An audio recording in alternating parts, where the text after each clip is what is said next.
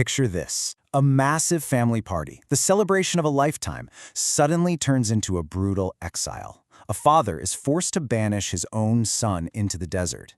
Well, today we're diving into one of the most dramatic and honestly misunderstood stories in the book of Genesis. It's all about two brothers, Isaac and Ishmael, and how their entire lives, their destinies, completely pivot on the hidden meaning of a single, simple word. So the story kicks off with this feeling of just pure, unbelievable joy. I mean, Abraham is 100 years old, and Sarah, who is way past childbearing age, has just had Isaac, the son they were promised by God. Her happiness is just pouring out of her. She says God has brought her laughter, in Hebrew, chsok, and that everyone who hears about this is going to laugh right along with her. This isn't just a happy moment, it's a miracle, and it feels like the whole world is celebrating. And here's where it gets even more amazing.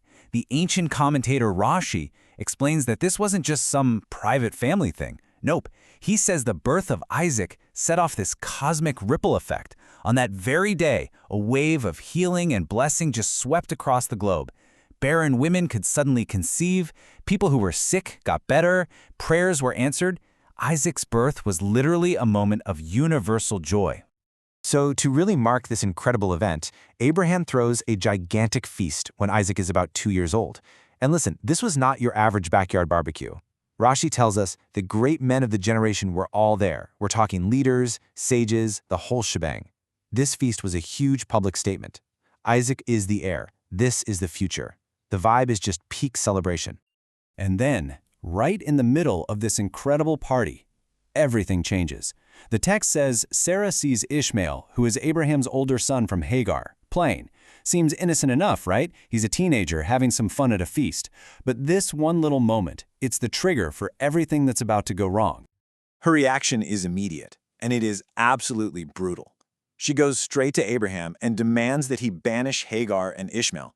Cast them out, she says. They get nothing. They can't share in the inheritance. I mean, what a shocking turn. You go from this massive celebration to a demand for exile. What on earth could Ishmael have possibly been doing? And this right here is the central mystery of the story. On the surface, it just doesn't add up. The punishment seems completely out of proportion. He was playing, and for that, he and his mom get thrown out into the desert to die? It makes Sarah seem incredibly jealous, maybe even cruel. But you just know there has to be more to the story than that. And you could just imagine Abraham. He's heartbroken. This is his firstborn son, Ishmael. The text says the whole thing distressed Abraham greatly. He's trapped between his wife's furious demand and his love for his son. His perfect day, this incredible celebration, has just turned into the worst family crisis imaginable. But then, just when you think it can't get any stranger, God steps in. And unbelievably, God takes Sarah's side. He tells Abraham, don't be upset, just do whatever Sarah tells you to do. So, okay, this is a huge clue. This isn't just about Sarah's emotions. There is a divine reason for her demand. But what is it? And this is where Rashi offers a crucial piece of the puzzle. He says the fact that God told Abraham to listen to Sarah proves something incredible. In this specific moment, Sarah had a higher level of prophecy than Abraham did. She wasn't just seeing a boy playing around. She was seeing something much, much deeper, a threat that Abraham himself couldn't see.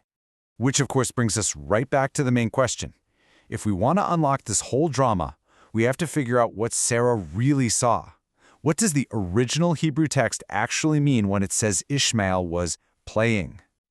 Okay, so the Hebrew word used is metzachek. Now, what's so fascinating is that this word comes from the exact same root as Isaac's name, Yitzchak, and Sarah's laughter, tzak. It's all connected. But here's the thing. While it can mean innocent playing, this word carries some seriously sinister meanings elsewhere in the Bible. And here it is. This is the key that unlocks the whole story. Rashi explains that the word metzachek is used in 3 other big ways in the Bible, and, well, none of them are good. It can mean idolatry, like when the Israelites were making merry with the golden calf. It can mean immorality, like an illicit sexual advance. And, the most chilling one of all, it can mean murder, like when soldiers make sport by killing each other. So Sarah didn't see a game. She saw something terrible. Rashi zeroes in on that last, most terrifying interpretation.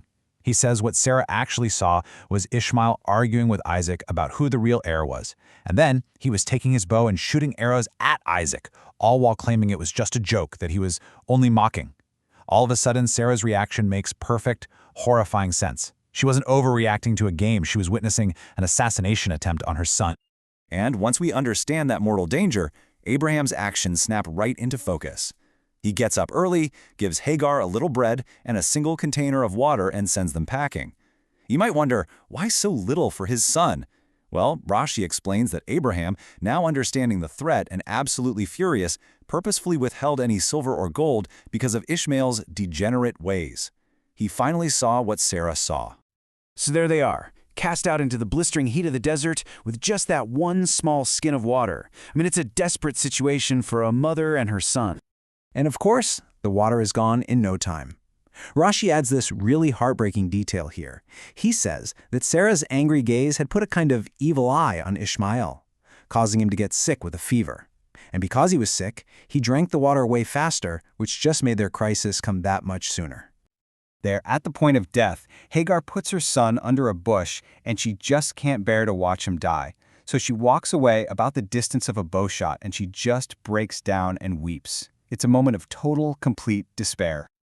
But hold on, this isn't the end of Ishmael's story, not by a long shot. Remember, God made a promise to Abraham. Yes, the main covenant would go through Isaac, but God also promised to make Ishmael into a great nation himself. The exile was to protect Isaac, but it was never meant to destroy Ishmael. God hears the boy crying, and an angel calls out. And right here, Rashi gives us one of the most profound teachings you'll ever hear. He says the angels in heaven were actually arguing against saving Ishmael because they knew his descendants would one day cause trouble. But God's response is amazing. He says a person is judged not for what they might do in the future, but for who they are right now, where he is. And in that moment, Ishmael was just an innocent boy dying in the desert, and for that, he was saved. And just like that, God opens Hagar's eyes, and she sees a well of water.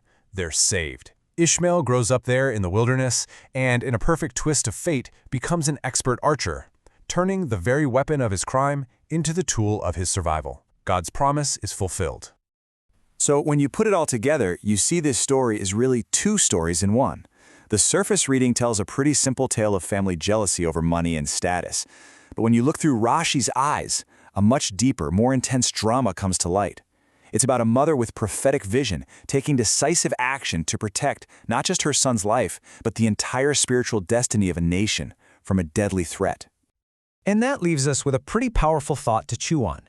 The entire future of two great nations was changed forever because of the hidden meanings packed inside one single word.